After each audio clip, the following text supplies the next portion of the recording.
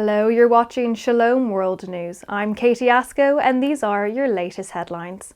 Archbishop John Miller of the Archdiocese of Vancouver has requested that the British Columbian government reconsider its current ban on public worship. On November 19, 2020, the government prohibited religious gatherings for a period of nearly 3 weeks. After being extended twice, the order has recently been extended indefinitely from February 5th. In a letter written on February 24th, Archbishop Miller inquired why there was a ban on public worship while bars, restaurants and gyms remain open. He also reminded the government of British Columbia that religious freedom is a specifically protected right guaranteed by Canada's Charter of Rights and Freedoms. The Archbishop, addressing the faithful, shared that his ardent desire is to, quote, return from our extended fast from the Eucharist and join together to celebrate the Lord's resurrection this Easter.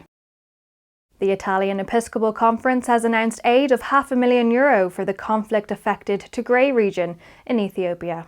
Since last November, Tigray has seen military and political conflict further aggravate their healthcare problems. According to reports, the conflict has caused 1.3 million people to be internally displaced and around 60,000 to flee, mainly to Sudan. As a result of looting, vandalization and unpaid workers leaving their posts, the World Health Organization estimates that only 22% of health facilities in the Tigray area are still functioning. The humanitarian aid from the Italian Church will be distributed by Caritas Italiana.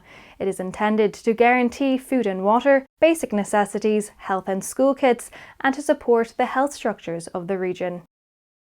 The Bishops' Conference of Scotland has welcomed the Scottish Government's proposal to allow communal worship in time for Easter. However, the bishops are calling for the removal of the 20-person cap on attendance. On March 1st, the bishops stated that it would be, quote, more appropriate for each church building to accommodate a congregation in proportion to its size, rather than on the basis of an imposed number. The bishops noted that the Catholic community continues to observe the social distancing and other necessary protocols.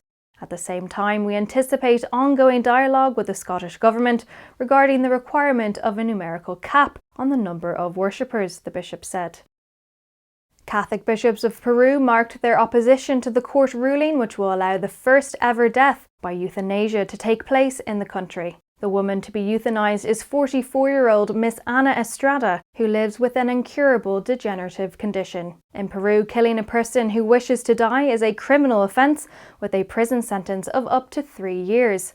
However, the court has sanctioned Miss Estrada's assisted death based on their interpretation of fundamental rights. In a statement, the Peruvian bishops confirmed that euthanasia will always be the wrong way because it is an attack on the inalienable right to life, directly causes the death of a person, and is therefore an act to be rejected under all circumstances. They said that the court ruling was contrary to constitutional principles because the primary purpose of society and the state is the protection of man and respect for his dignity.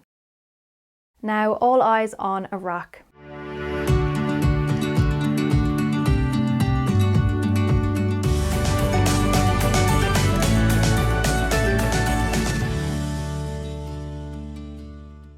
The much-anticipated papal visit to war-scarred Iraq is just days away. Pope Francis will chart history by becoming the first pontiff to ever visit this ancient land of martyrs.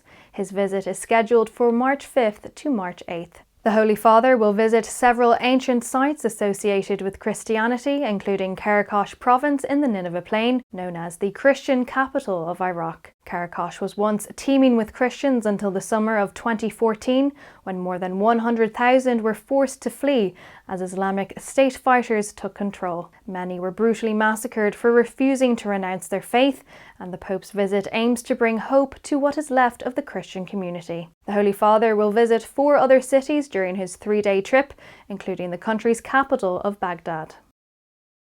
Pope Emeritus Benedict XVI has said that he would pray for Pope Francis's safe journey to Iraq. In an interview with the Italian newspaper Corriere della Sera, the former Pope recognized the importance of this trip. At the same time, he also expressed his concern that it comes at a very difficult time, making it a dangerous trip for security reasons and because of COVID-19. I will accompany Francis with my prayers, the Pope Emeritus said.